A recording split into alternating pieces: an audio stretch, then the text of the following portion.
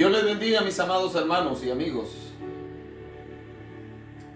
Es una bendición el poder saludarles una vez más por este medio, a mis amigos en YouTube y a mis amigos en Facebook. Estamos iniciando un nuevo día, un día hermoso, día lleno de sol afuera, fresco, otoñal. Qué hermoso es estar vivos. Qué hermoso es poder sonreírle a la vida y sonreírle a nuestros seres queridos y dejar que la gracia del Señor Jesucristo, nuestro Salvador, nos ilumine, inunde nuestro corazón de paz, de armonía. Cuando recordamos las palabras de Jesús, en un momento en el cual les acababa de decir a sus discípulos que era necesario que Él fuera a Jerusalén y que en Jerusalén lo iban a arrestar, lo iban a tratar mal, lo iban a crucificar, que Él iba a morir, pero que al tercer día iba a resucitar.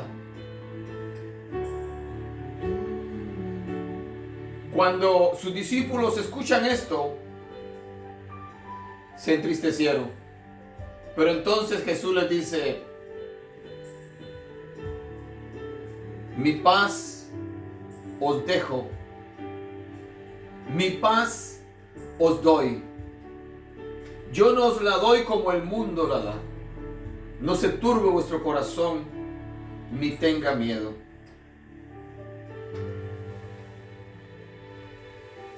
Qué bien nos hacen esas palabras de consuelo en el momento de la angustia, en el momento del dolor, cuando estamos tristes.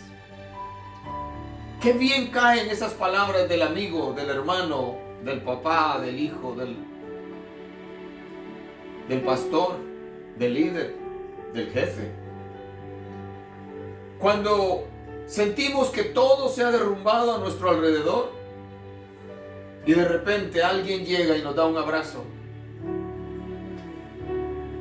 y nos dice: no estás solo, aquí estoy para lo que me necesites. Jesús,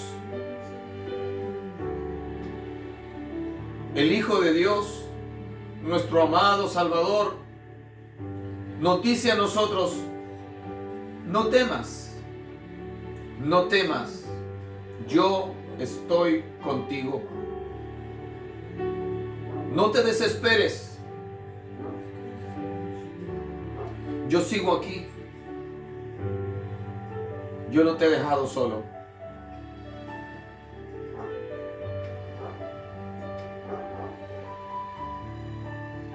En este día precioso, el último domingo del mes de octubre,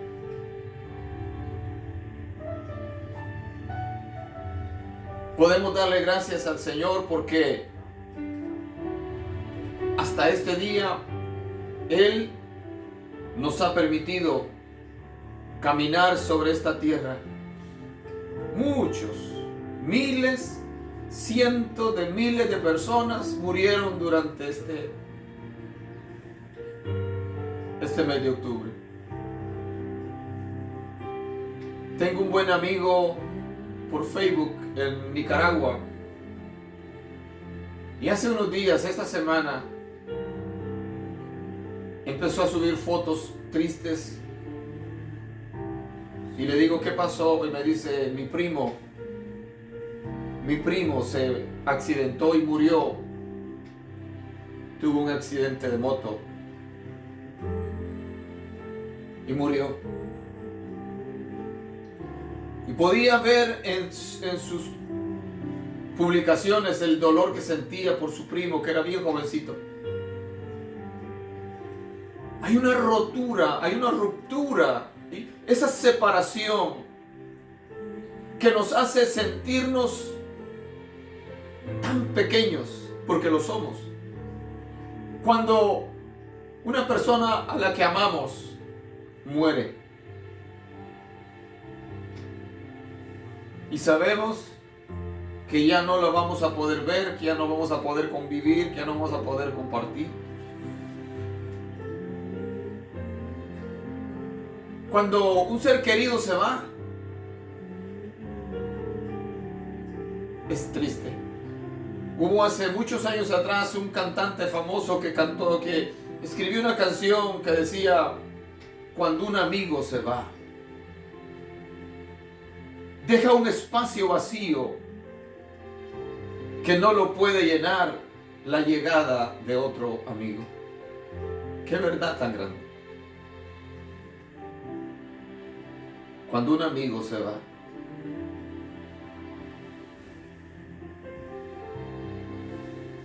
hace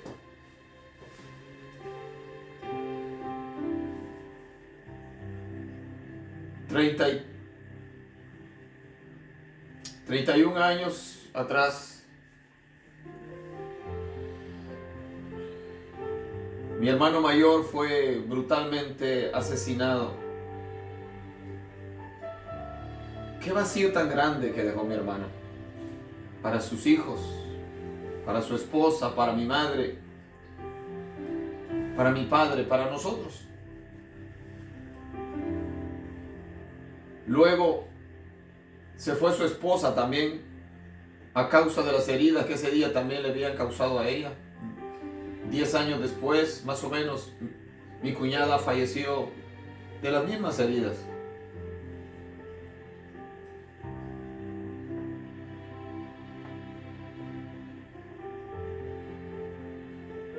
También había partido mi sobrino, hijo de mi hermano, en un accidente de tránsito. Y así el listado de familiares que se han ido, que han ido dejando ese vacío en nuestros corazones.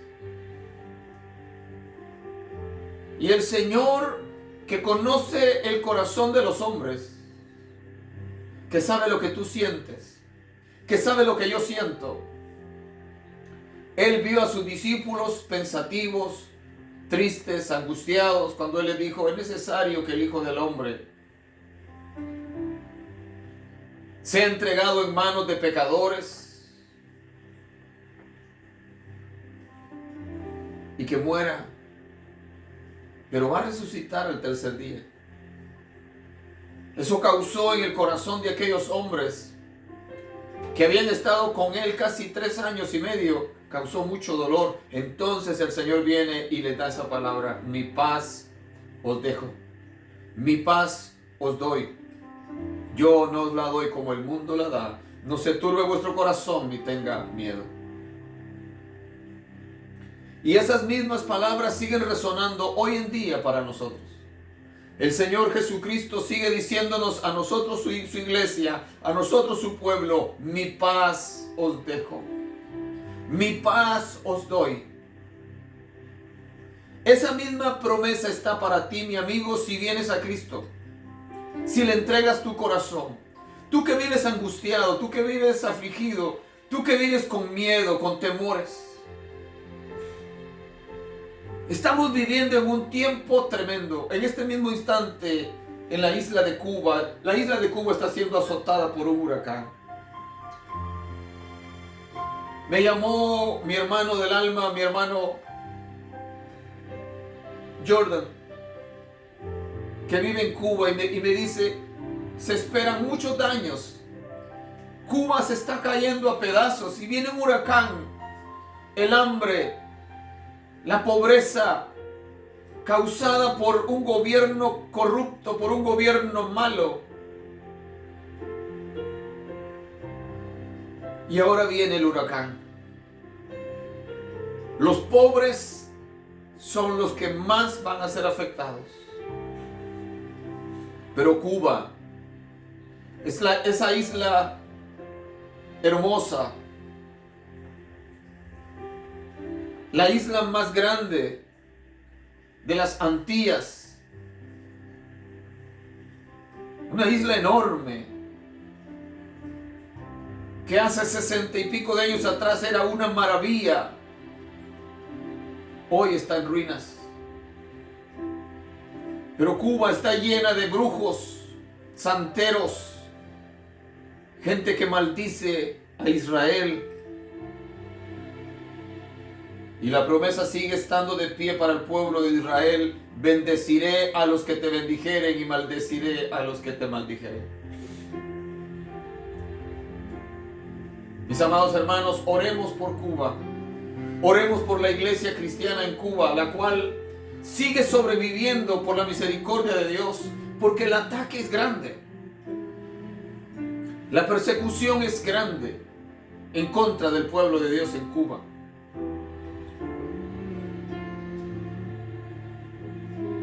Mis amados hermanos, por favor, denle compartir a esta transmisión. Si todos los que se conectan le dan compartir, mucha más gente va a escuchar esta palabra en este día.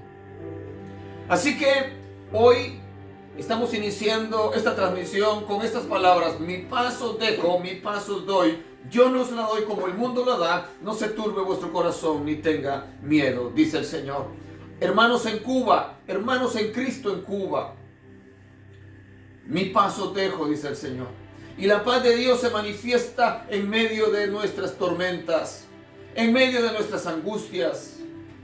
Mis hermanos en Estados Unidos que me están viendo, la paz de Dios se manifiesta en medio de tu problema, en medio de tu ansiedad, en medio de tus pérdidas.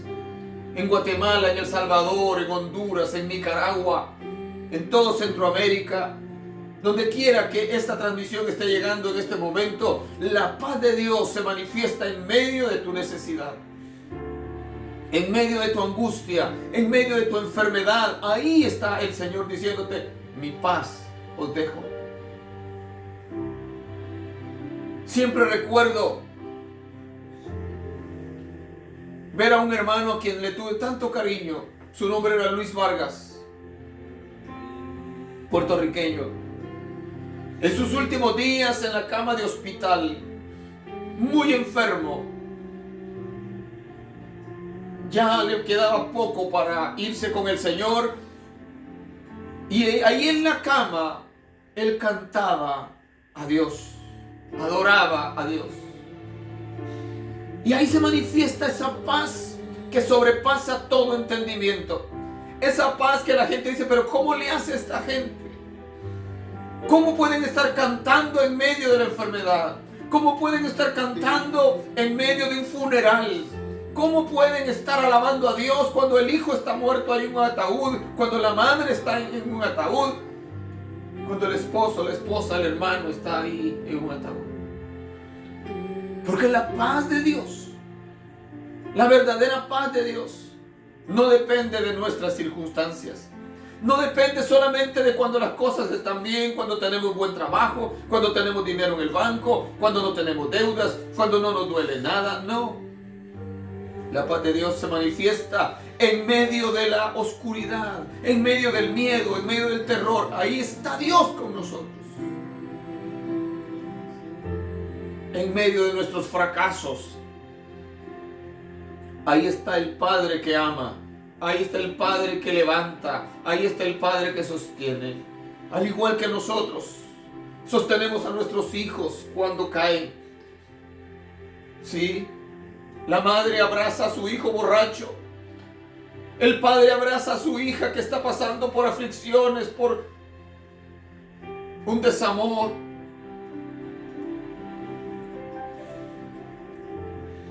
Cuando alguna de mis hijas ha llegado llorando a mí porque el novio les hizo algo, las hirió, las dejó, rompió con ellas, y han llegado a refugiarse en mis brazos, lo único que hago es abrazarlas y decirle: todo va a estar bien. Esto también pasará. Hoy es un día especial. Tenemos una enseñanza preciosa, sé que le va a tocar tu corazón hoy. Te invito a que ores conmigo, mi hermano, mi amigo. Cierra tus ojos y pon tu vida en las manos del Señor. Amado Dios que estás en el cielo, Padre Celestial, te doy gracias en esta hora preciosa.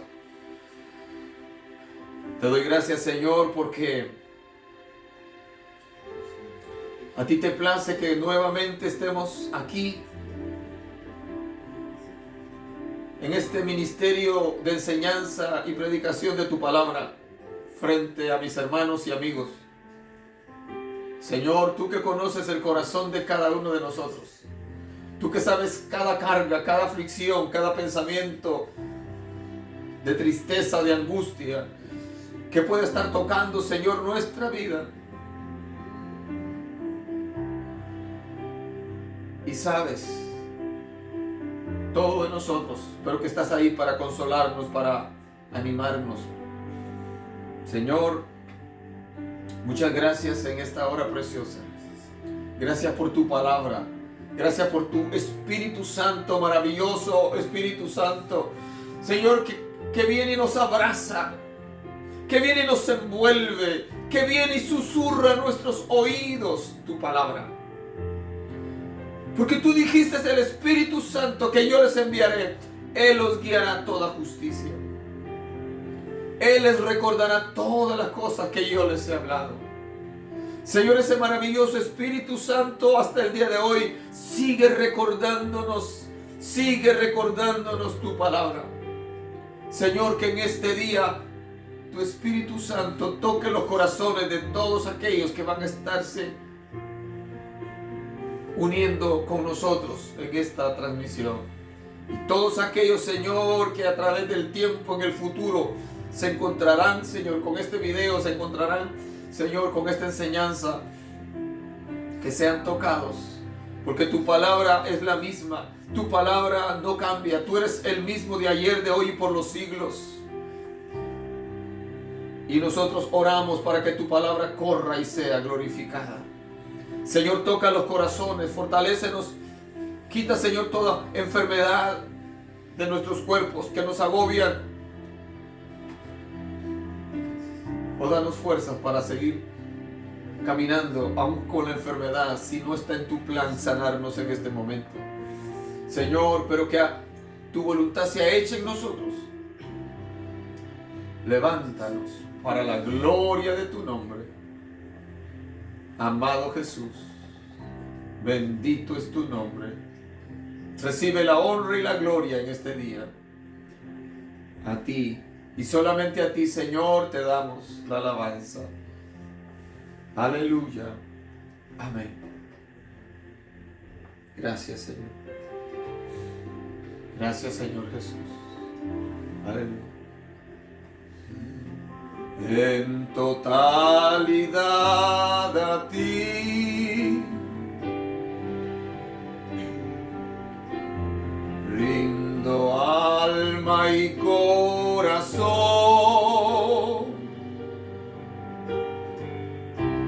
No tengo nada más que dar. Tómame, mi buen Señor,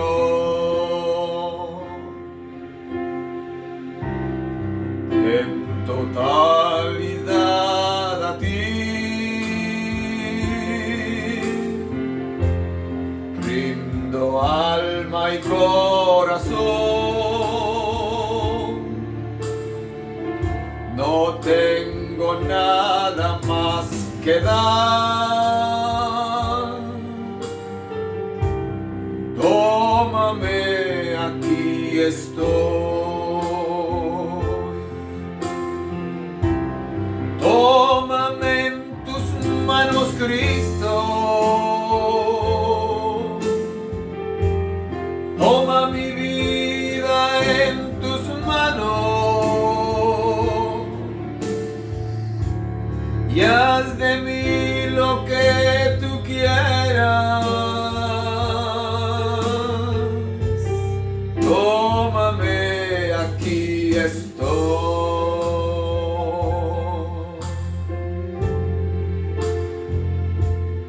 En totalidad a ti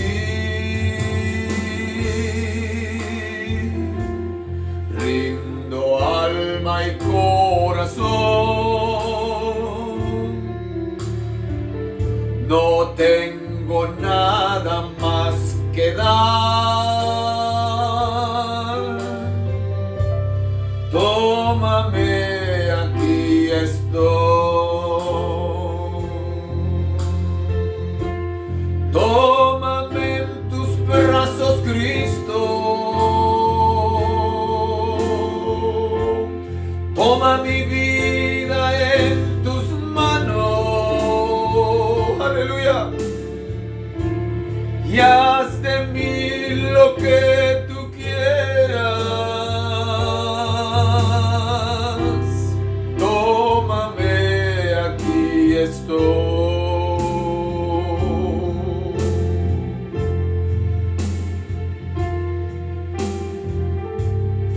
Tómame en tus manos, en tus brazos, Señor, para hacer tu voluntad en este día y siempre.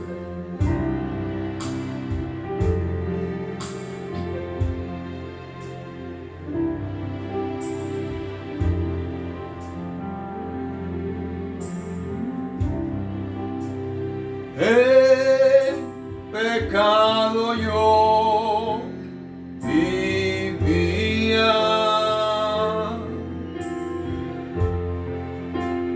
en tinieblas y en maldad,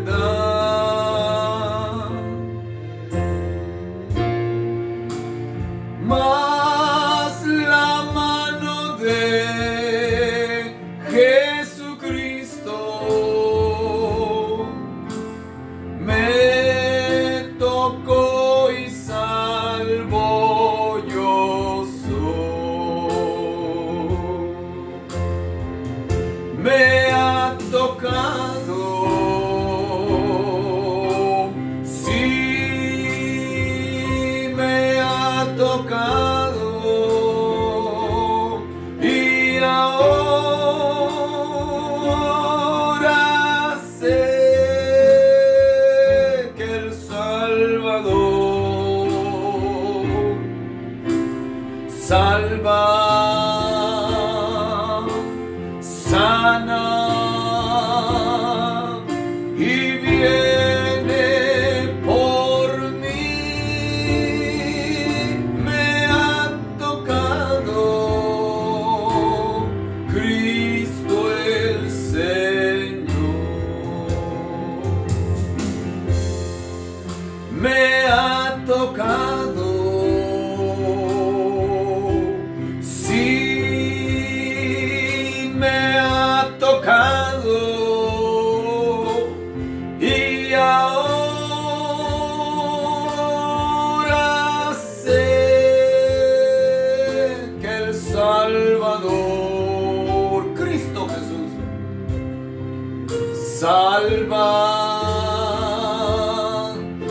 sana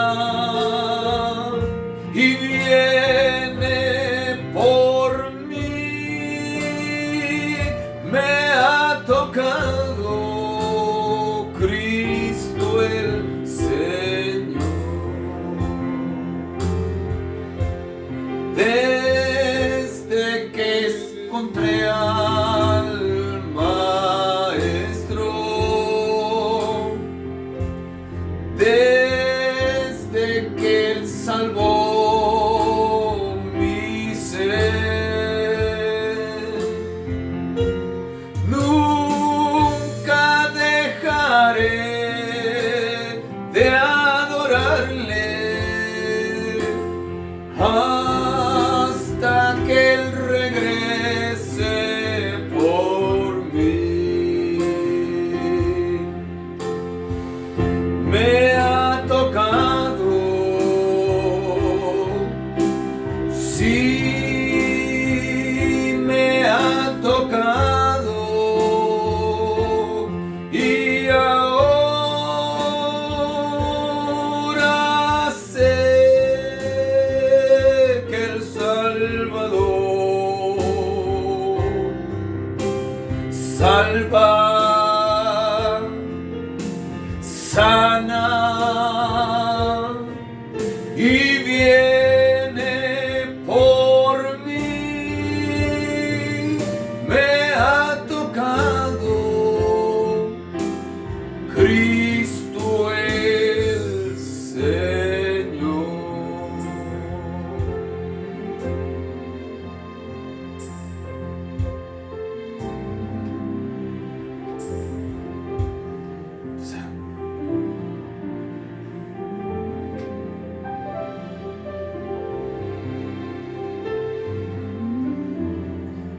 Vine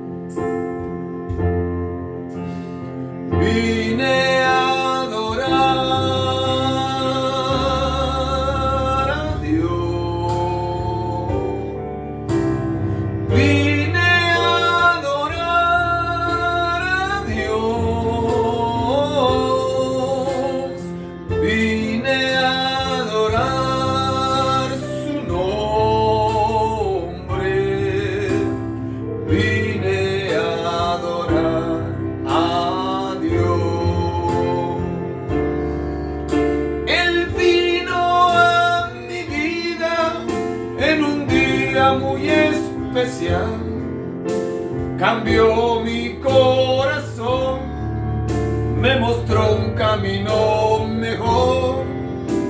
Y esa es la razón por la que digo que vine a adorar a Dios.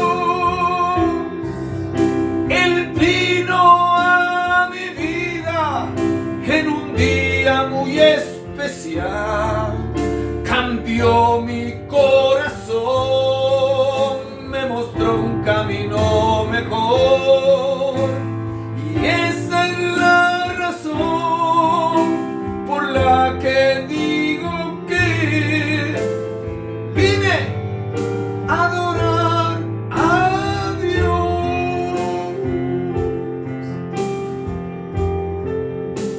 Oh, te adoramos, Señor, te adoramos. Recibe la honra y la gloria en esta hora preciosa, Padre. Toca los corazones ahí. Tu Espíritu Santo esté tocando las vidas del joven, del niño, del adulto, del anciano, llevando paz, Señor, a sus corazones. Que tu palabra, Señor, abra nuestros sentidos en este día, Señor, y que podamos acercarnos a ti en confianza, con fe, con esperanzas. Aleluya. Gracias, Padre. Gracias, amado Dios.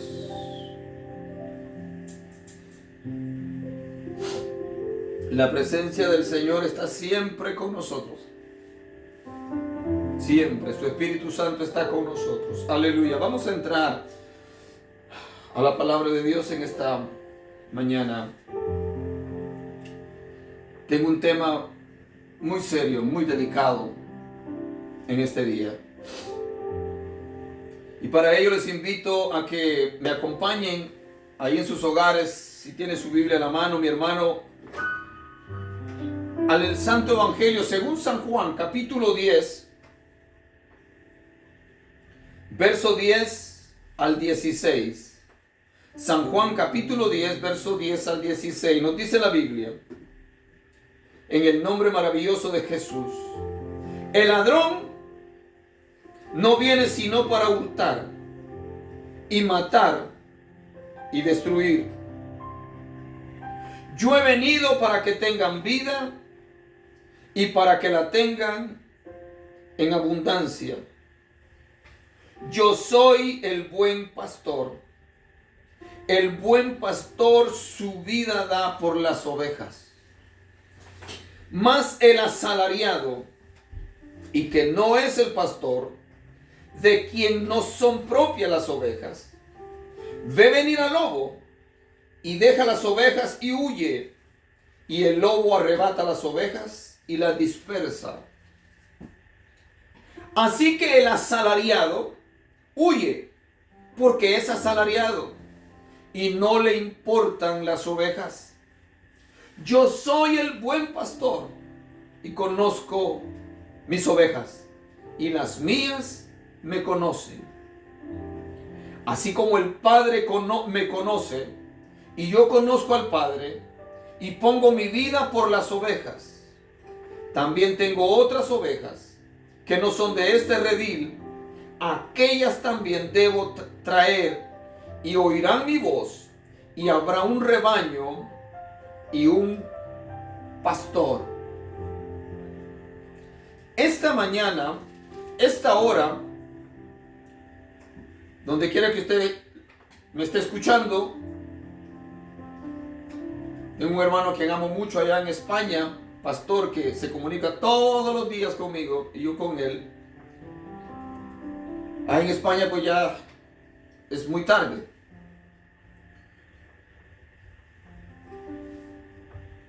El tema que estaré tratando en este día es el siguiente: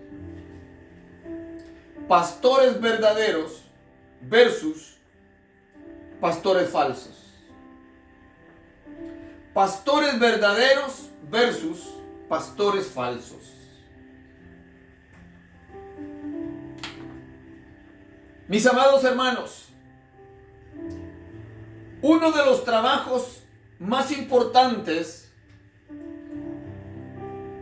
en el ámbito cristiano es el pastorado.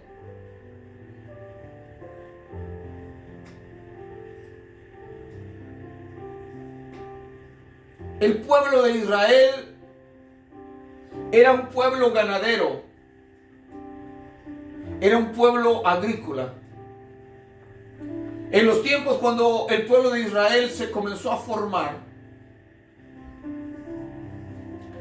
la Biblia dice que se había desatado una gran hambre en Canaán.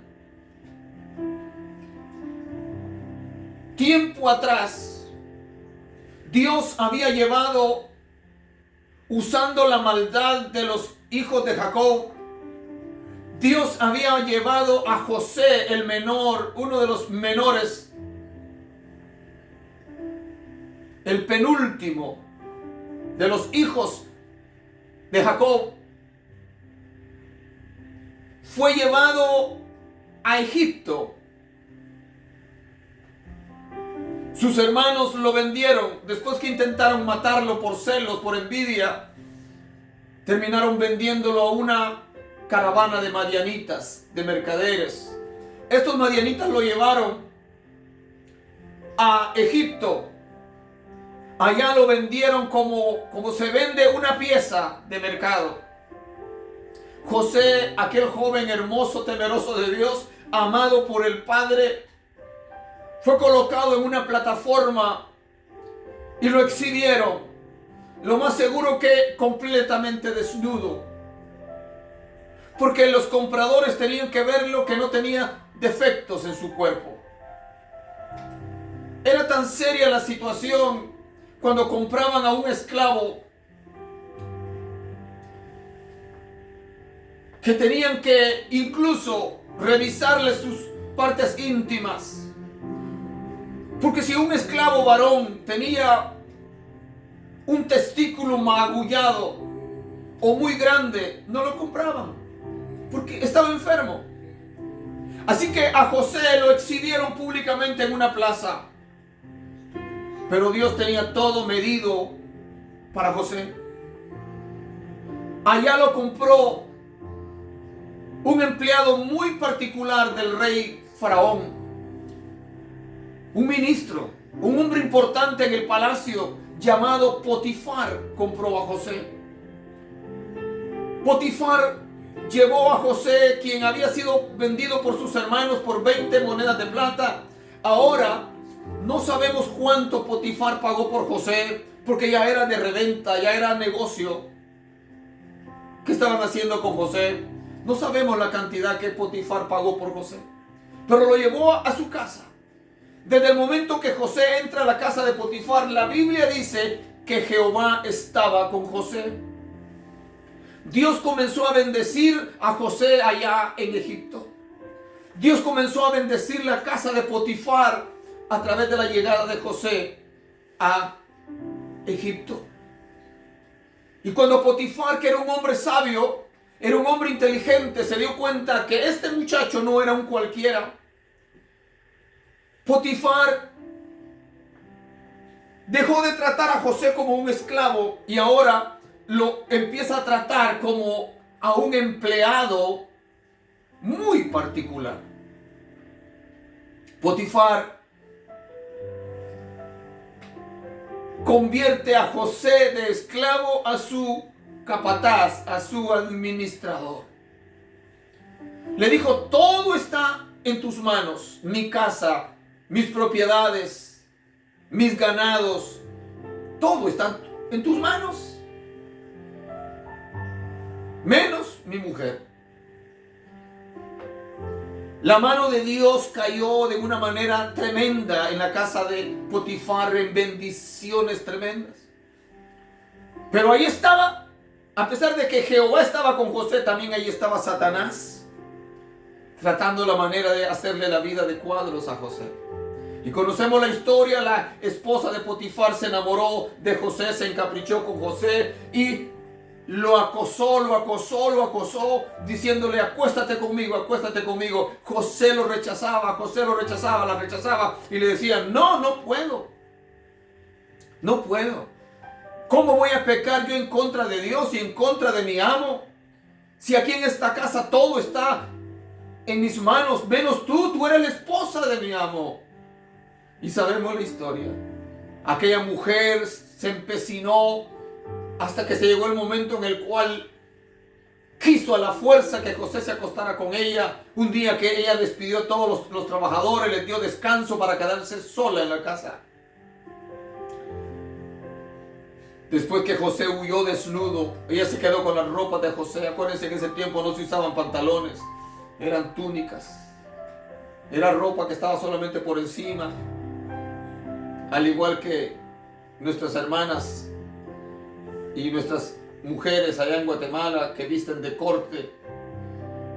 Alguien les arranca la faja que usan como cinturón y la ropa se les cae.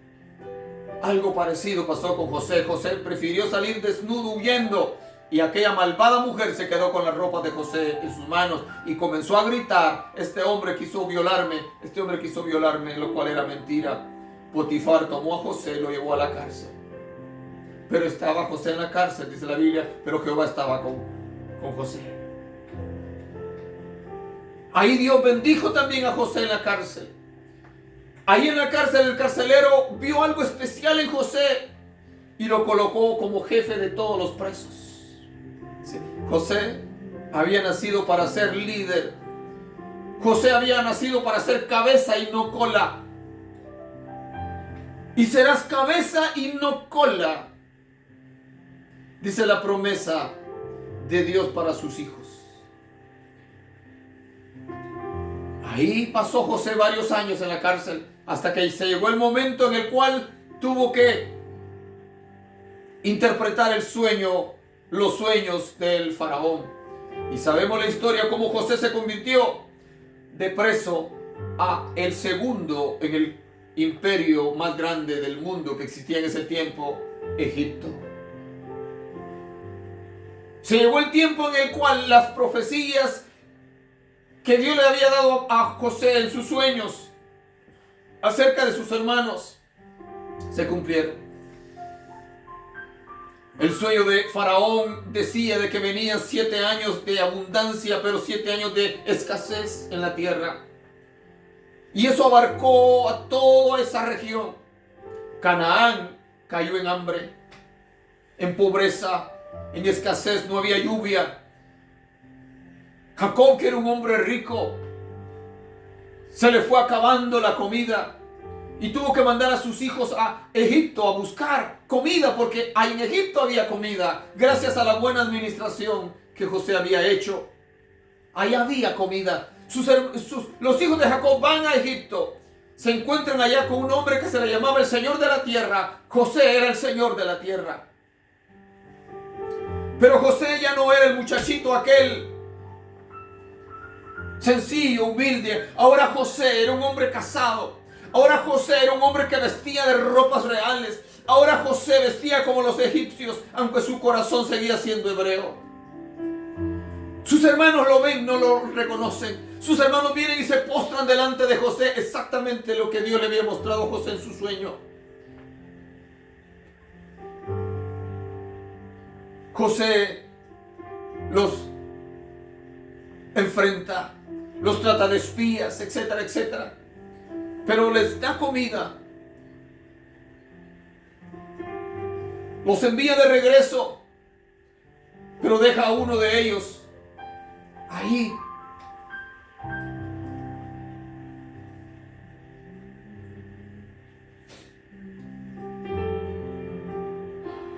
Preso. Ellos se van, regresan, llevan comida, le dan la información a Jacob de que el Señor de la tierra los había tratado muy mal. Pasó el tiempo, Jacob los vuelve a mandar. Otra vez José los enfrenta.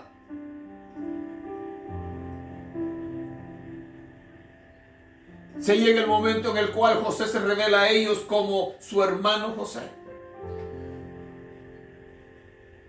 Jacob es traído a Egipto. Es recibido. Termina muriendo en Egipto. Luego lo llevan a sepultar a Canaán. Y ahí se va formando la nación de Israel. Dentro de Egipto. 400 años pasan de aflicción, de esclavitud, hasta que Dios levanta a un pastor,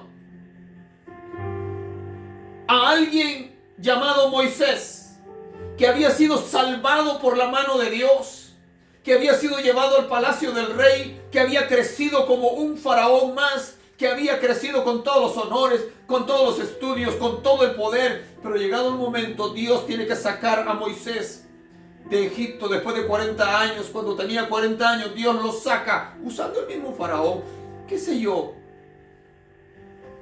y lo manda al desierto de Madián. Allá, este hombre, que estando en Egipto era prepotente, era poderoso, ahora Dios lo saca de Egipto y lo lleva a un lugar de entrenamiento, al desierto. Allá Moisés se convierte en el pastor de las ovejas de su suegro Jetro. Dios está cambiando el corazón de Moisés y le está dando un corazón de pastor. Porque lo que Dios necesitaba para poder redimir al pueblo, para poder sacar al pueblo, para poder salvar al pueblo de la tiranía de Egipto, era a un hombre con corazón de pastor. No solamente un guerrero, un hombre con corazón de pastor. ¿Sabes, amado hermano? El corazón de un pastor verdadero es como el corazón de una madre, es como el corazón de un padre que ama, que perdona, que cura, que venda las heridas de su niño cuando se cayó. Un verdadero pastor cuida a sus ovejas. Un verdadero pastor no está para comerse la carne de sus ovejas. Un verdadero pastor no está para gastarse la lana de sus ovejas. Moisés se convirtió en un verdadero pastor cuando regresa después de recibir el llamado de Dios de ir a Egipto y rescatar al pueblo. Dios se glorifica de una manera tremenda en la vida de Moisés. Lo llenó de poder, lo llenó de autoridad. Moisés llevó a cabo milagros portentosos de parte de Dios, hasta que el pueblo es sacado de Egipto. Atraviesa el desierto durante 40 años.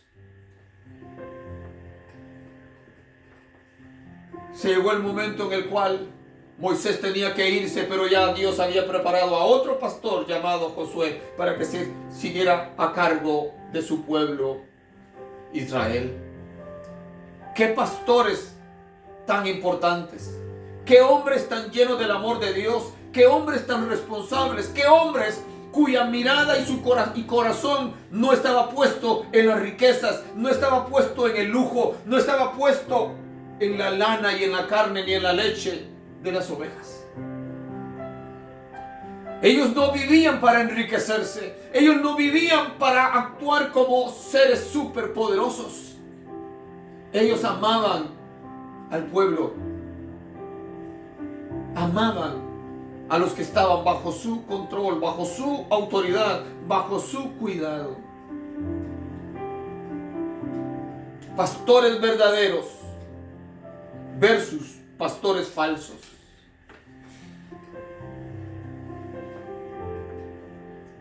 Vivimos en una época que da miedo. Vivimos en una época en la cual los líderes religiosos de este tiempo dan mucho que desear.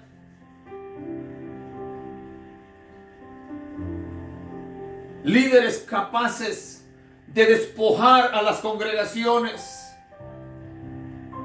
hasta de lo más básico, para saciar sus instintos carnales, lujuriosos.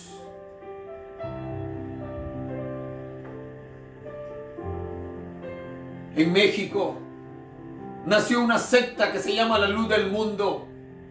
De todos es conocida. El líder fundador de esta secta se volvió un hombre súper poderoso, muy rico, un hombre que engañó a la congregación, un hombre que abusaba de los niños, que abusaba de las niñas, un hombre que fue a la cárcel, un hombre que de él se dicen tantas cosas, se volvió tan prepotente. La gente le temblaba.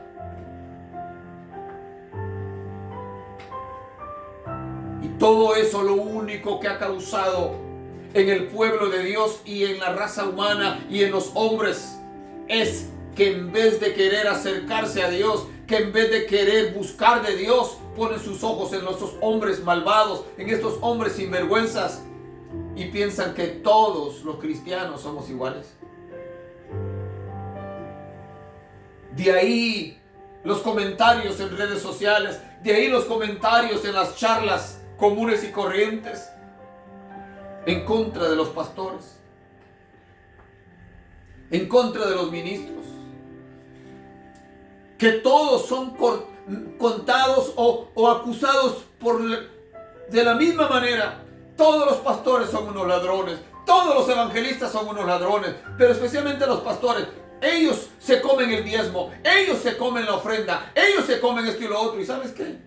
La mayoría de esa gente que critica son los que ni siquiera son cristianos, que jamás saben lo que es dar un diezmo, una ofrenda, pero viven criticando a los pastores. ¿Por qué? Por causa de estos pastores sinvergüenzas, ladrones, que abundan en este tiempo. Apenas ayer me apareció un video, alguien me compartió un video que la verdad me dio coraje. Un disque pastor que aparece al frente en el púlpito diciéndole a su gente que Dios le había dicho hace apenas unos días que le iba a dar 2 iPhone Pro 17, el último iPhone. Cada iPhone trae, según decía él ahí, 1 o 2 terabytes de memoria. Y el hombre descarado, porque no se le puede llamar de otra manera, descarado en una congregación no muy grande, una congregación que no estaba aquí en los Estados Unidos, se ve que es en otro país de Latinoamérica, le dice: y esta noche Dios me dijo que hoy vamos a reunir el dinero para comprar estos 2 iPhone, uno para mí y uno para mi esposa. Y termina el video diciendo: hagamos la voluntad de Dios. Ahí está el canasto, comiencen. Y se le observa en el rostro de los hermanos esa sorpresa. ¿Cómo? Me pregunto yo, ¿Dios está interesado? ¿Dios está interesado en que el ministro tenga el último iPhone? Yo no creo eso.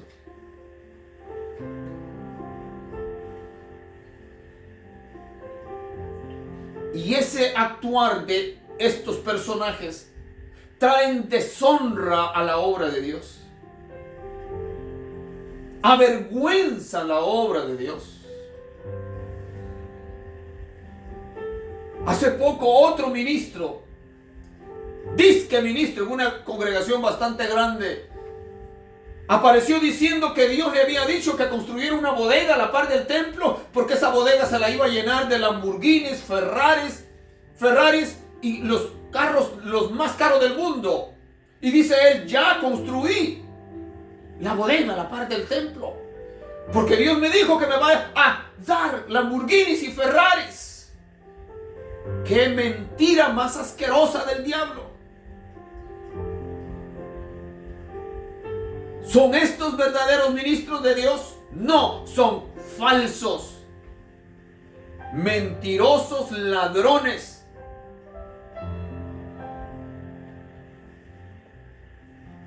Mi amado hermano, si tú estás en una congregación en donde lo único que hace el pastor es pedirte dinero,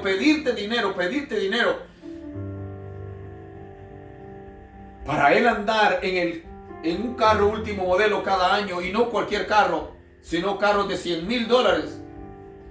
Corre de ese lugar, lárgate de ese lugar.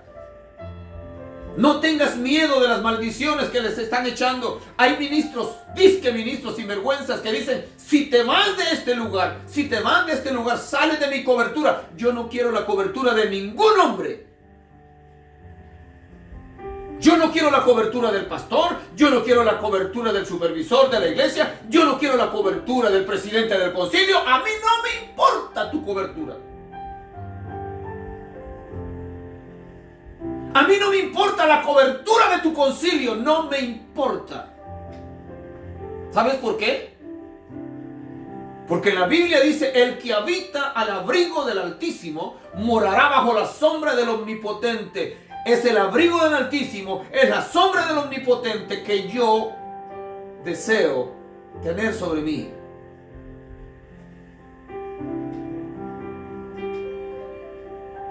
Y este tipo de hombres amenazan a los hermanos. Dice: si te vas de aquí, pierdes mi cobertura. Si te vas de aquí, caes en maldición. No, Señor. Tú no estás bajo la cobertura de ningún hombre, porque no fue un hombre el que murió por ti. El que murió por ti se llama Cristo Jesús. No temas. No temas.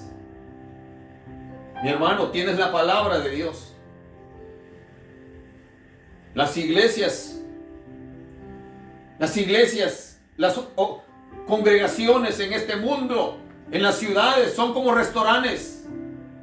Escúchame, son como restaurantes. Tú vas a un restaurante y no te gusta la comida, no vuelves ahí. No vuelves ahí. Y es lo mismo. Tú vas a una congregación y no te gusta, no te llenó la palabra, no te instruyó la palabra. Corre, vete. No estás obligado a estar bajo la tutela de ningún hombre. Dios te va a guiar al lugar indicado. No es rebeldía. No tienes que estar bajo la supuesta dirección y protección de ningún hombre sinvergüenza, de ninguna mujer sinvergüenza.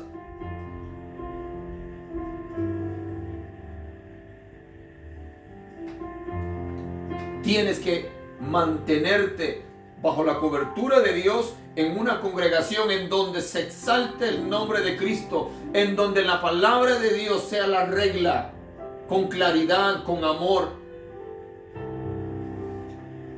Pero si te están obligando a quedarte hasta sin comer para saciar los apetitos del ministro, lárgate de ahí, vete.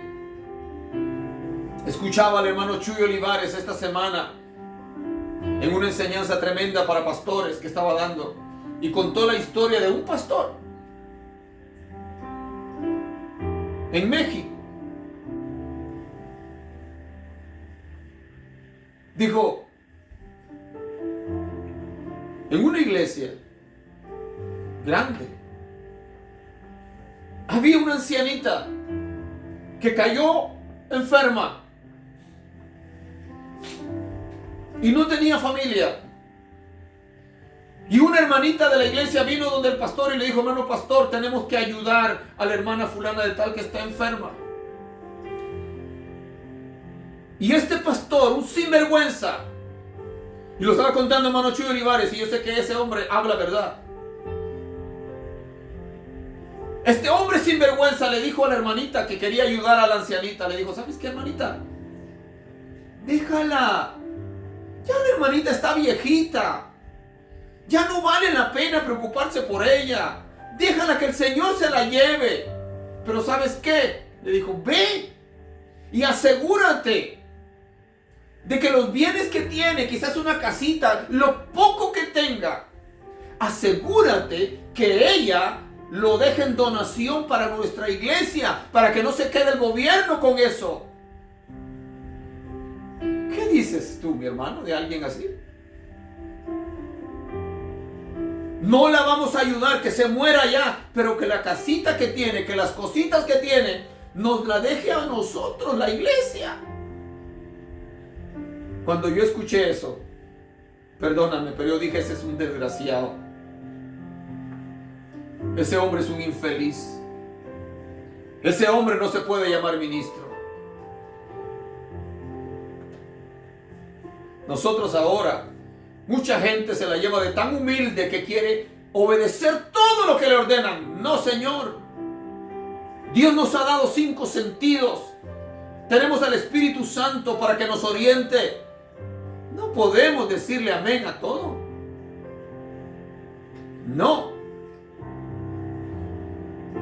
Vivimos en este mundo que está podrido. Y aquí está la iglesia. Y hay un remanente fiel, un remanente de gente que ama al Señor, que ama las almas y que no está por el dinero de nadie. Pero hay un gran grupo de gente, disque cristianos, que viven solamente para comer y comer las carnes de los hermanos. Cuando yo crecí, en la iglesia donde el Señor me llevó después de haber aceptado a Cristo a través de un mensaje en la radio predicado por hermano G. Ávila hace tantos años, yo me congregaba en una iglesia que hacíamos los cultos en el corredor, en el porche, como se dice acá, de la casa del ministro, del obrero que estaba al frente de la obra. El templo todavía no se había terminado de construir. Ahí no nos exigían nada. Todos éramos pobres económicamente hablando. Ahí nuestras ofrendas eran de 5 centavos, 25 centavos de quetzal, o en monedas del Salvador, que en ese tiempo no existía el dólar en El Salvador, sino que los colones. Las ofrendas que se colectaban eran tan pequeñas, nadie diezmaba casi.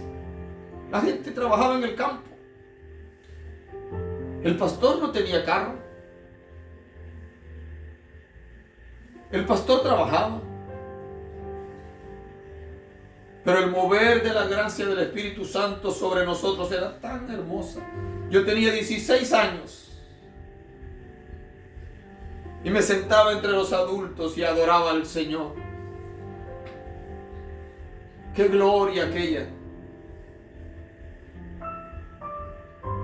Pasó el tiempo, me moví a la iglesia central porque el supervisor me llamó y me dijo: vente acá a la iglesia central, aquí es donde está el ministerio para ti. Fui allá, me doctrinó, me bautizó, ahí comencé a predicar, ahí comencé a enseñar a los niños, ahí la obra de Dios se fue desarrollando en mi vida. Ahí tampoco se exigía nada a nadie. Igual la gente no diezmaba, todos trabajábamos, la gente que cultivaba maíz, llevaba frijol, llevaba una gallina, un pollo para el pastor. Así se vivía. Pero el mover del Espíritu Santo era tan glorioso. A nadie se le exigía nada, económicamente hablando. El pastor caminaba todos los días, salía a visitar a diferentes lugares. Abrió campos blancos que ahora son iglesias.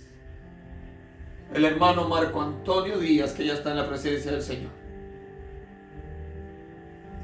Dios se glorificaba en una forma maravillosa a través de este hombre, predicando, orando, profetizando palabra de verdad sobre los hijos humildes de Dios.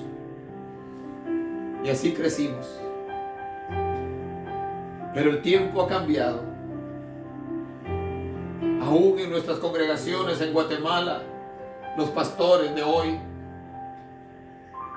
ya ellos no salen a visitar, aunque no trabajan. Están dedicados 100% a la obra. Viven por fe. Pero ahora tienen unas enormes mansiones. Andan manejando Hilux. ¿Está bien? Está bien. Si hacen la obra del Señor, el obrero es digno de su salario, dice la Biblia. Pero no exagere. No exagere, mi hermano. Que su vida refleje lo que usted está predicando. Que su vida refleje el amor de Dios hacia la gente, hacia los hermanos, hacia las almas. Que su mente y corazón no esté metido en lo material, porque raíz de todos los males es el amor al dinero. El Señor Jesús, cuando anduvo en esta tierra, Él no se preocupó ni siquiera por comprarse un burro. Él no tenía ni siquiera un burro. Él dijo en cierta oportunidad, cuando unos hombres le seguían, que eran discípulos de Juan, y le pregunta: Señor, te seguiremos. Él les dijo: miren, las zorras tienen cuevas, las aves de los cielos tienen nidos, mas el Hijo del Hombre no tiene ni siquiera dónde recostar su cabeza.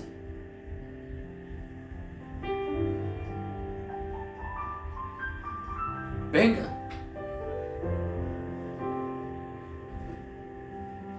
El Señor se fue después de haber cumplido con todo. Él no dejó herencias. Él no dejó tesoros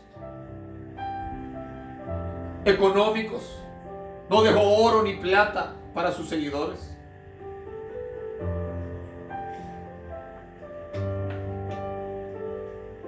Y Él nos habla y dice: el ladrón no viene sino para hurtar y matar y destruir. Yo he venido para que tengan vida y para que la tengan en abundancia. Dice el ladrón. ¿Quién es el ladrón? Satanás. Es el diablo. Dice: el ladrón no viene sino para hurtar, matar y destruir. Estas son las tres funciones que el diablo tiene: hurtar, robar, matar y destruir.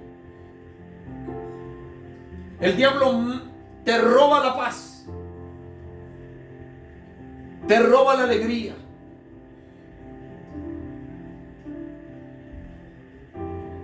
te roba tu alma, si se lo permites.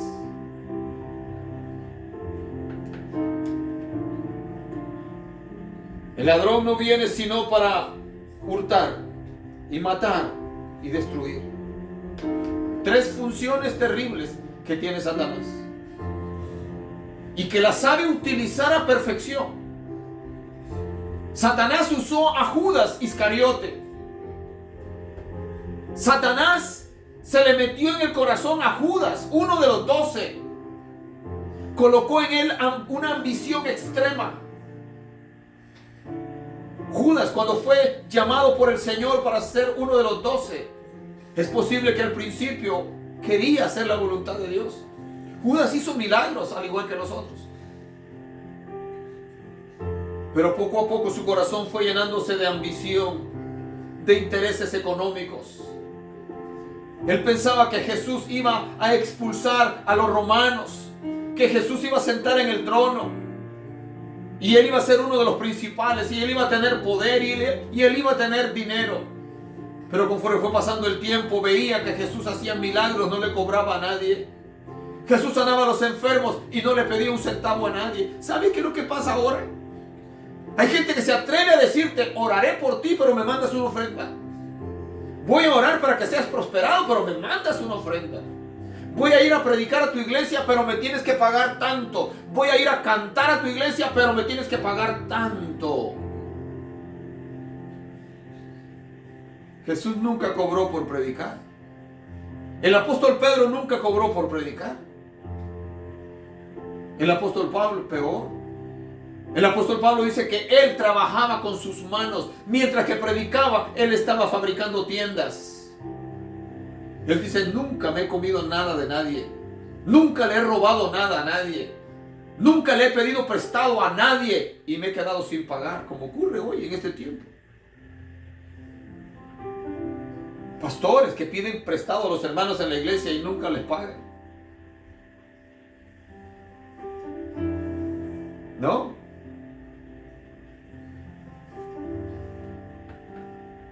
El ladrón no viene sino para hurtar y matar y destruir. Dice: yo he venido para que tengan vida y para que la tengan en abundancia.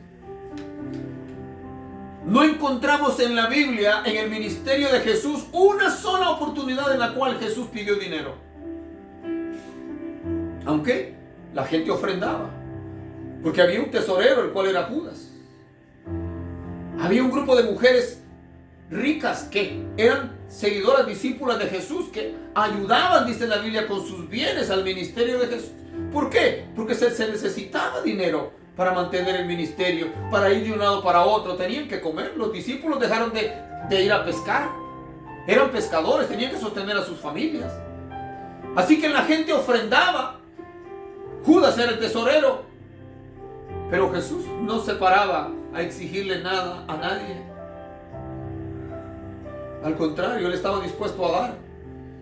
Cuando llegaron a cobrarle los impuestos de Él y de Pedro, Él le dice a Pedro: mira, Pedro, agarra el anzuelo, ve, tiras el anzuelo al agua, y el primer pez que agarres, le abres el hocico, en la boca, porque ahí tiene un estartero de monedas. Vas y pagas mis impuestos y los tuyos. Qué bonito, ¿no? Hoy muchos ministros, pastores, ellos siempre quieren que los miembros sean los que los inviten. Siempre. Si salen a algún lado, aunque ellos anden la cartera llena de dinero, es el miembro el que tiene que pagar la comida, porque él es la oveja. No. De vez en cuando, paga tú. Varias veces tuve que caminar con un hermano amado allá en Guatemala que ya se fue con el Señor. Y salíamos. Y algunas veces casi discutíamos: hermano, no, yo voy a pagar. Yo voy a pagar, hermano. No, decía, yo voy a pagar. Y algunas veces me tocó que levantarme antes de terminar la comida y irme a pagar, porque si esperaba que termináramos de comer, él se iba y pagaba.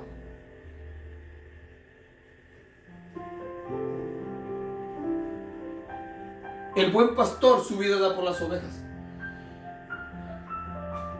Jesús su vida dio por las ovejas. Jesús dio su vida por ti, por mí. Él es el buen pastor. Él no vivió para que los sirvieran. Él vivió para servir. Qué gran diferencia con algunos ministros en este tiempo. Cuidado, ahí viene el ministro. Ahí viene el reverendo. Hay que decirle todos los títulos que tiene, porque si no se enoja. Si ya no les basta con que se le llame pastor. Como dice la Biblia, Efesios 4:11 dice: Él mismo, Dios, constituyó a unos apóstoles, profetas, evangelistas, pastores y maestros. Él mismo, Dios. Pero ahora no. Ahora hay que llamarle el reverendo fulano de tal, el apóstol fulano de tal,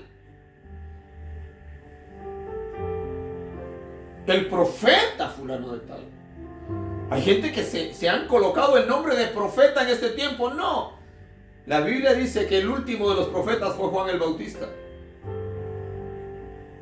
Nadie se puede tomar ese título ahora. Nadie. De llamarse profeta. Porque si tú tuvieras ese título, entonces tú tendrías que estar dispuesto, como pasaba con Eliseo, como pasaba con Elías, como pasaba con los profetas del Antiguo Testamento, que la gente fuera a consultar a Dios a través de ti.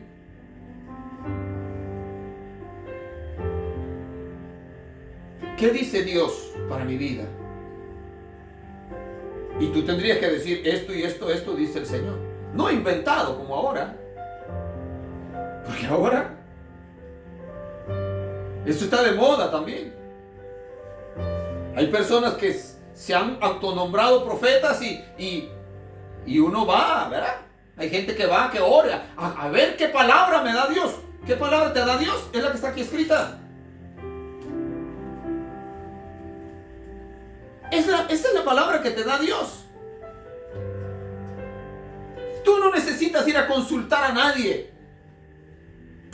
buscando palabras de Dios. Tienes la Biblia en tus manos. Si a Dios le place en un momento de oración levantar a alguien y usarlo con el don de profecía, que es bíblico, y darte un mensaje. Mi siervo, esto dice el Señor, mi sierva, esto dice el Señor. Mira, esto y esto viene, prepárate, está bien. Porque el apóstol Pablo dice, no menosprecies las profecías. Las profecías, pero no dice, no menosprecies al profeta como tal. No. Porque ahora el profeta es el predicador, es el que anuncia la palabra.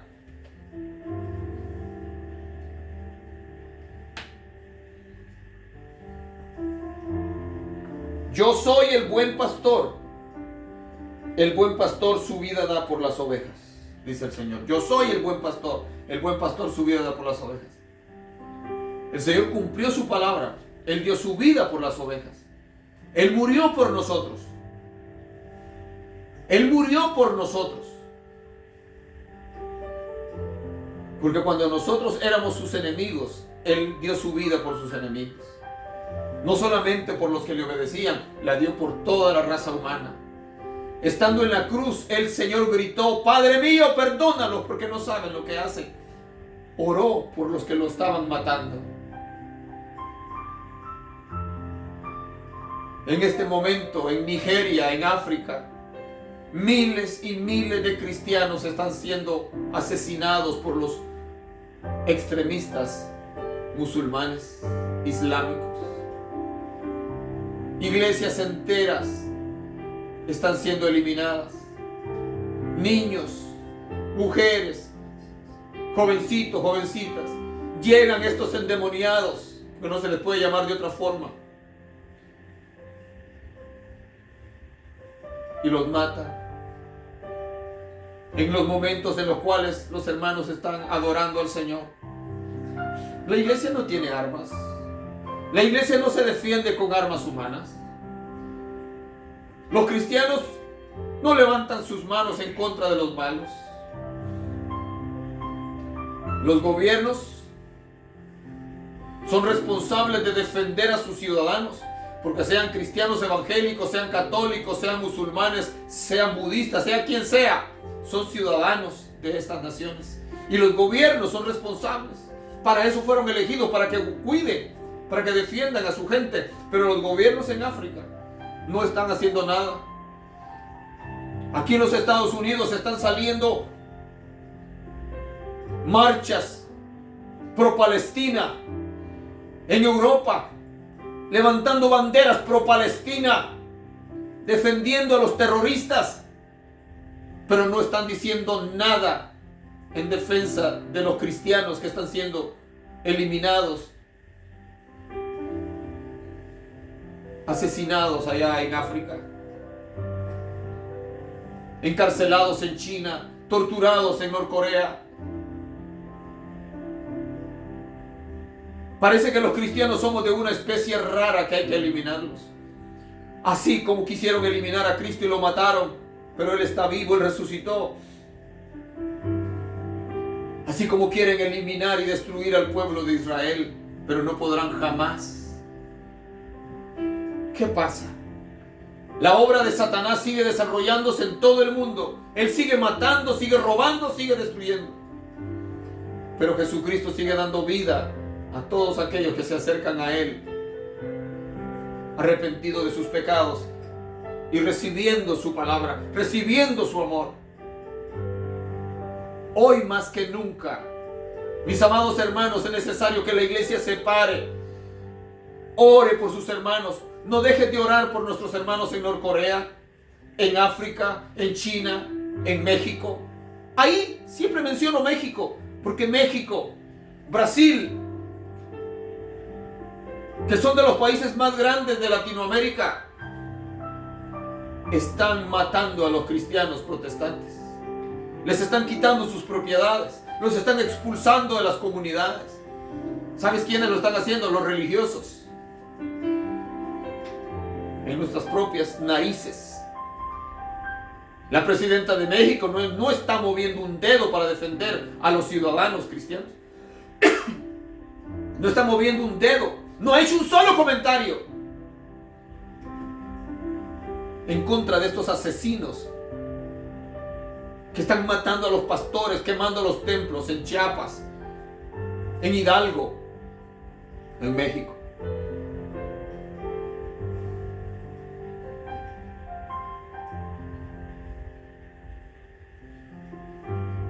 Yo soy el buen pastor y el buen pastor su vida da por las ovejas, dijo Jesús. Escucha ahora. Mas el asalariado, y que no es el pastor, de quien no son propias las ovejas, ve venir al lobo y deja las ovejas y huye, y el lobo arrebata las ovejas y las dispersa. Dice, el verdadero pastor da su vida por las ovejas, se enfrenta a los enemigos para defender a las ovejas. Pero el pastor, que es un asalariado, que nada más está por el cheque, que lo que le importa es el dinero, cuando ve que las cosas se ponen difíciles en la congregación, se despide y se larga y deja a las ovejas abandonadas, porque a él lo único que le interesa es el dinero. Eso lo dice aquí el Señor, y de eso los hemos visto y los estamos viendo. Hombres que son capaces de arrasar con todo el dinero del tesoro de la iglesia y se desaparecen y se van para Europa a darse la gran vida y dejan a la iglesia vacía. Se llevan sus ahorros. Por eso los pastores en las congregaciones no deberían de tener acceso a la cuenta de banco. ¿Me oíste? Los pastores no deberían de tener acceso a la cuenta del banco. Lo siento mucho, para eso está un tesorero, para eso está un equipo de finanzas en la iglesia.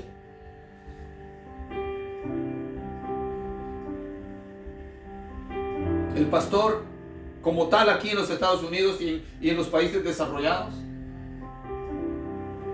debe tener su sueldo. Si está dedicado 100% a la obra, si no trabaja en lo material, debe tener su sueldo. Es lo normal. El obrero es digno de su salario. Pero es diferente alguien que está recibiendo un salario justo a aquel que es asalariado, que lo único que piensa es en el dinero de la iglesia, que tiene el control de la iglesia, que tiene el control del dinero de la iglesia, y que él es el único que puede firmar cheques, y que la iglesia no sabe qué es lo que hay en la iglesia. Cuando yo crecí en la Iglesia de Dios Evangelio Completo, en los Conacastas, en Concepción Las Minas, Chiquimula, cada 3 meses se hacía una reunión trimestral. Ahí se daban datos de lo que entraba y de lo que salía. El pastor no podía tomar dinero sin el permiso, sin la autorización de la iglesia. Pero pasó el tiempo y las cosas cambiaron. Y llegaron otros ministros, que son los que gobiernan todo, que la iglesia no sabe qué es lo que hay en el fondo de la iglesia. No se les da información, no se les cuenta cuánto entró de diezmo, qué entró de ofrenda. No se les cuenta ni siquiera qué propiedades tiene la iglesia, porque es el pastor el dueño. La cuenta en el banco está a nombre del pastor. No, señor, la cuenta del banco no debe estar a nombre del pastor. La cuenta del banco tiene que estar a nombre de la iglesia. Hermano Cuellar, eso está pesado. Sí, señor. Pero ese es el orden. Si el pastor se quiere largar, que se largue, pero que se vaya como llegó, con su familia. Las propiedades de la iglesia son de la iglesia. El equipo del administrativo es de la iglesia.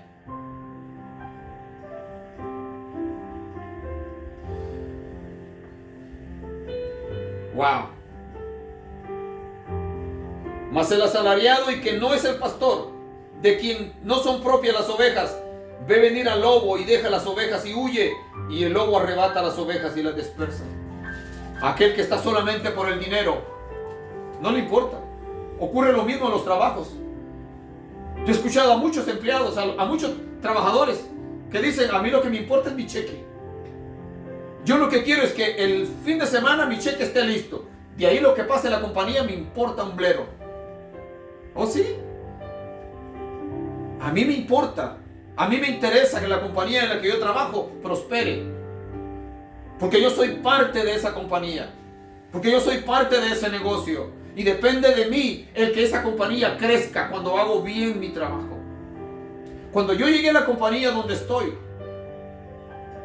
hace 22 años y fracción atrás,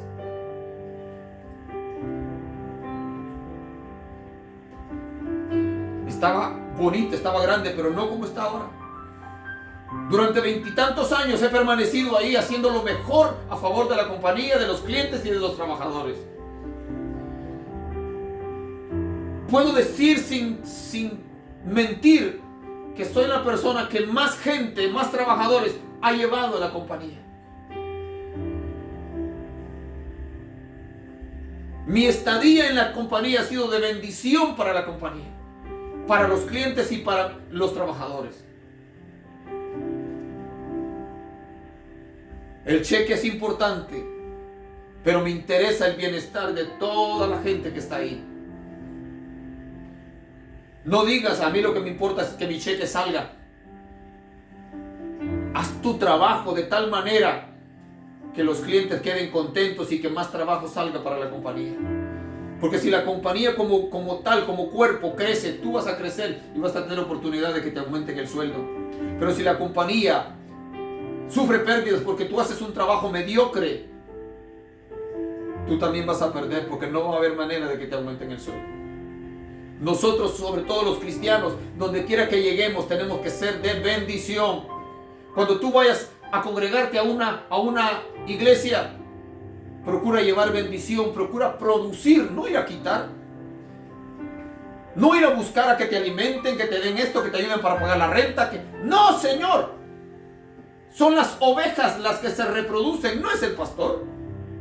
Son las ovejas las que se reproducen, ganan otras ovejas. Son las ovejas las que producen lana, producen leche, producen carne. Y algunos pastores saben explotar bastante esas ovejas. Hay pastores asalariados que a quienes más visitan es a las viudas que tienen dinero. A las viudas pobres no, porque a esas hay que llevarles alimento. No, van y visitan a las viudas ricas. Porque de allá salen con un billetón de ofrenda. Y allá van y le ofrecen esto y lo otro. Y voy a orar por usted para que el Señor lo siga prosperando. El asalariado no le importan las ovejas. El asalariado está pendiente de qué es lo que las ovejas le pueden dar. Santo Dios.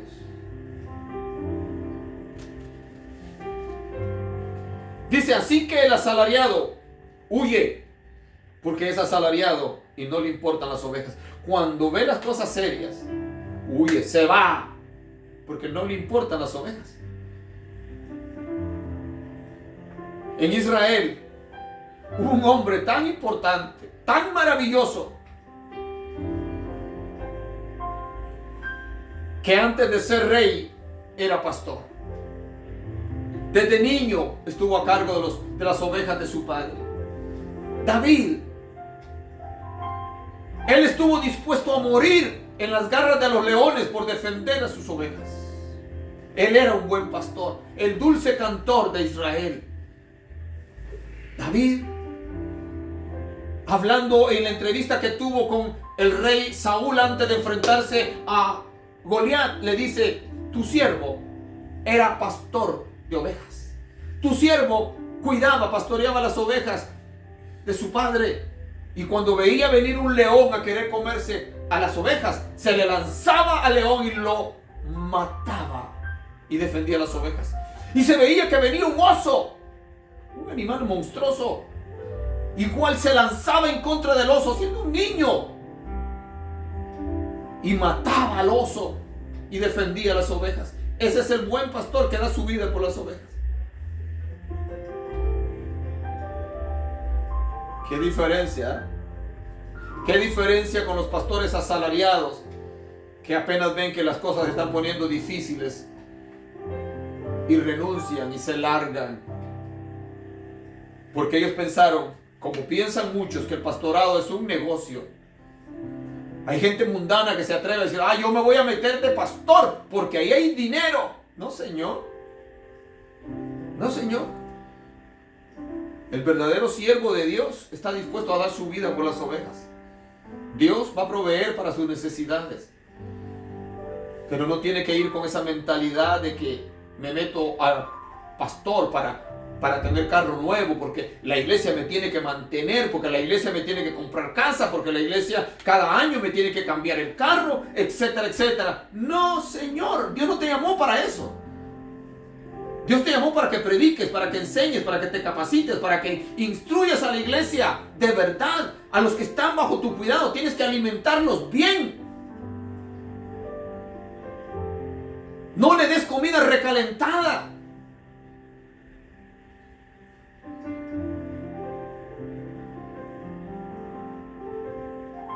Busca la unción de Dios.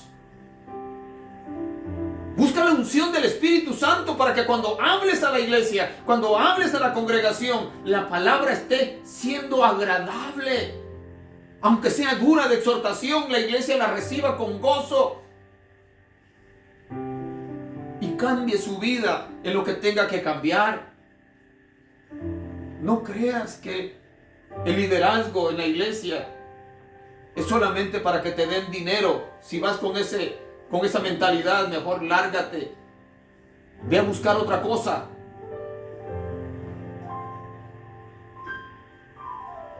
Así que el asalariado huye porque es asalariado y no le importan las ovejas. Yo soy el buen pastor y conozco mis ovejas y las mías me conocen, dice el Señor. Yo soy el buen pastor y conozco mis ovejas y las mías me conocen. Una de las cosas que el verdadero pastor tiene que tener es que tiene que conocer a sus ovejas por nombre. Por eso es que las mega iglesias, algunas veces la gente llega, el pastor no conoce. Aunque en una mega iglesia tengan 10 pastores, no van a tener ese contacto de saber quién vino, quién no vino, quién está enfermo, quién, etc. ¿Por qué el Señor habló del pastor que tenía 100 ovejas? Yo creo que un pastor puede alimentar y puede conocer a 100 ovejas. ¿Sí? Puede memorizarse hasta 100 nombres. Por lo menos los nombres de la familia. Porque una familia se compone de varios miembros. El padre de familia, la madre de familia, los hijos. El Señor habló de un pastor que tenía 100 ovejas. Porque puede haber orden, etcétera, etcétera. Pero un pastor que tenga 50,000 ovejas, como el pastor surcoreano, el pastor Cho, que llegó a tener una congregación de más de 1 millón de miembros. Claro, tenía que tener muchísimos pastores. Pero ¿será capaz de darle por lo menos la mano a los miembros? Dios se glorifica de cualquier manera. Escucha.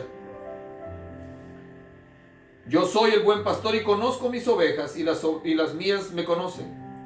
Así como el Padre me conoce y yo conozco al Padre y pongo mi vida por las ovejas. Dice, yo conozco al Padre. Así como el Padre me conoce y yo conozco al Padre y pongo mi vida por las ovejas. Dice, la relación que debe de haber entre el pastor y las ovejas es la misma relación, dice Jesús, que yo tengo con mi Padre. Mi Padre me conoce y yo conozco a mi Padre y mis ovejas me conocen. Yo conozco al pastor que tengo en la congregación en este momento. Apenas fue instalado oficialmente el martes de esta semana. He convivido con él por los últimos casi 6 años. Hemos compartido, nos hemos sentado, él ha estado aquí en mi casa, hemos compartido, hemos comido juntos, he escuchado sus palabras, le he dado consejos, le he dado ideas, me ha escuchado, porque él es más joven que yo, es más joven físicamente y es más joven en el ministerio, y atiende, porque quiere hacer la obra del Señor. Tiene que atender, tiene que escuchar consejo, tiene que escuchar instrucción de los ancianos y meterse con Dios de tal manera que la palabra del Señor fluya cada día a través de él.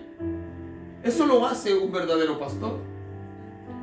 Porque el título no te hace mejor que nadie. El título te da una responsabilidad. Gloria al Señor. Así como el Padre me conoce y yo conozco al Padre y pongo mi vida por las ovejas. Escucha bien esto. Aquí viene una promesa para todos nosotros los gentiles. También tengo otras ovejas que no son de este redil. Aquellas también debo traer y oirán mi voz y habrá un rebaño y un pastor. Dice también tengo otras ovejas que no son de este redil. Aquellas también debo traer y oirán mi voz y habrá un rebaño y un pastor. Aquí estaba hablando de los gentiles. No como los mormones que basan su doctrina, su secta en este pasaje. Que dice que ellos son esas otras ovejas de las cuales el Señor estaba hablando. Y por eso José Smith inició la secta de los mormones. Según que un ángel llamado Moroni se le reveló y le dio tablas y le dio, bueno, el libro Mormón y toda la cosa. No, el Señor no está hablando de estos. El Señor no está hablando de los mormones, está hablando de todo el pueblo gentil. También tengo otras ovejas que no pertenecen a este redil. ¿Cuál era el redil del que el Señor estaba hablando? Del pueblo de Israel.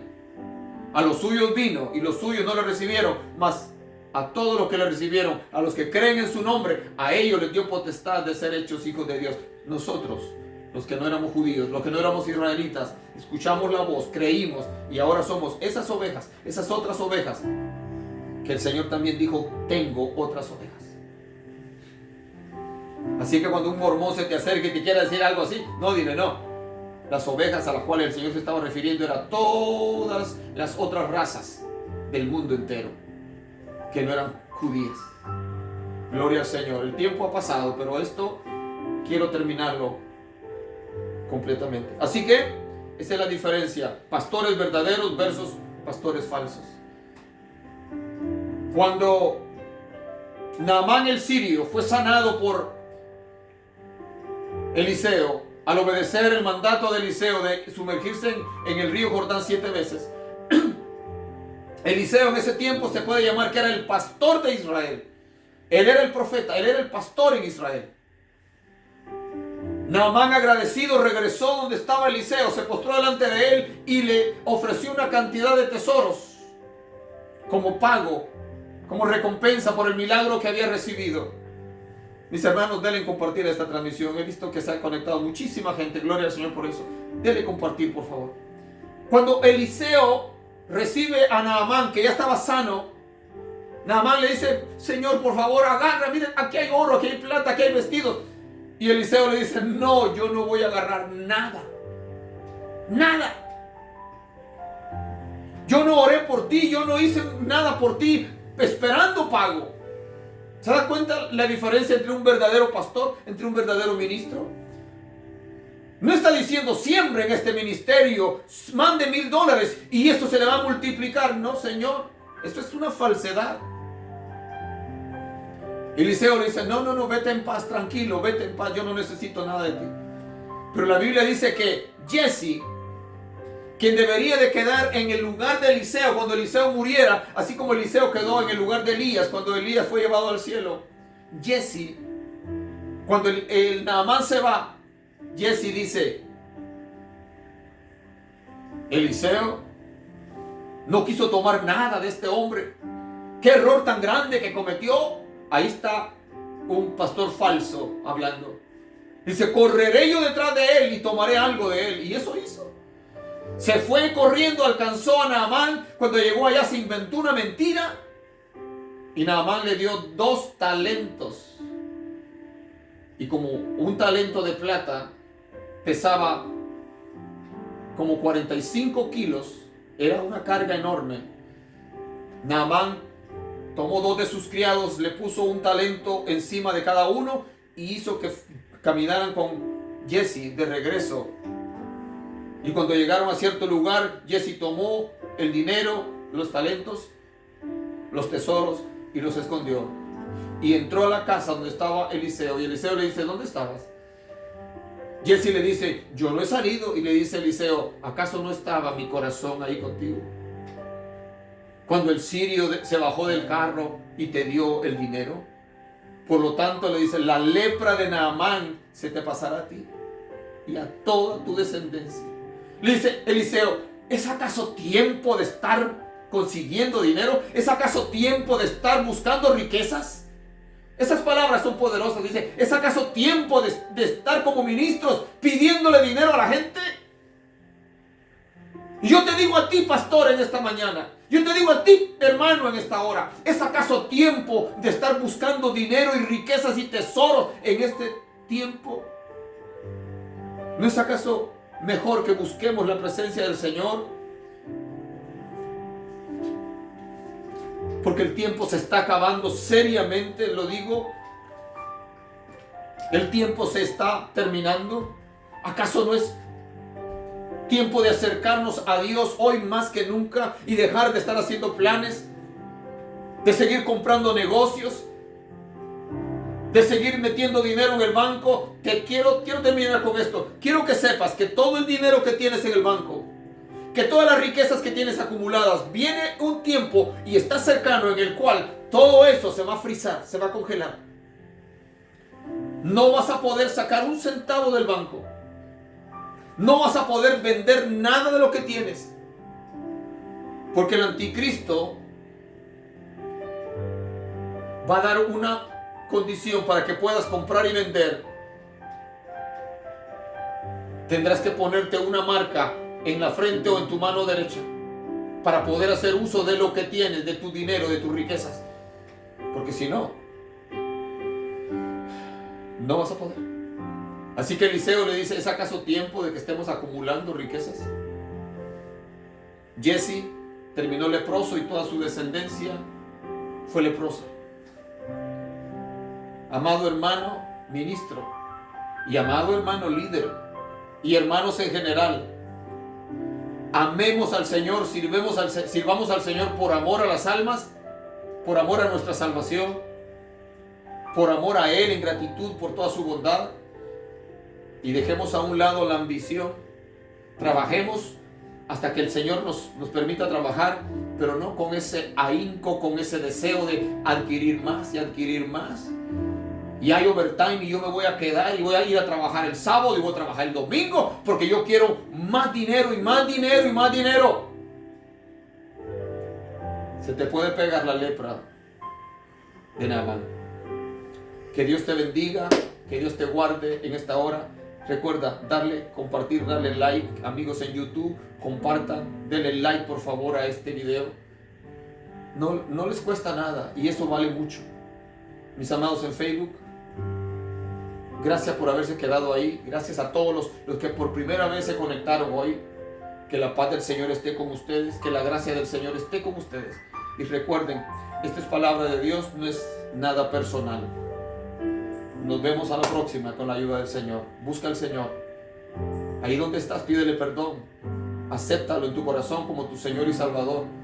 Y Él te dará vida eterna. Bendiciones. Un abrazo grande. Les amo en el Señor. Amén.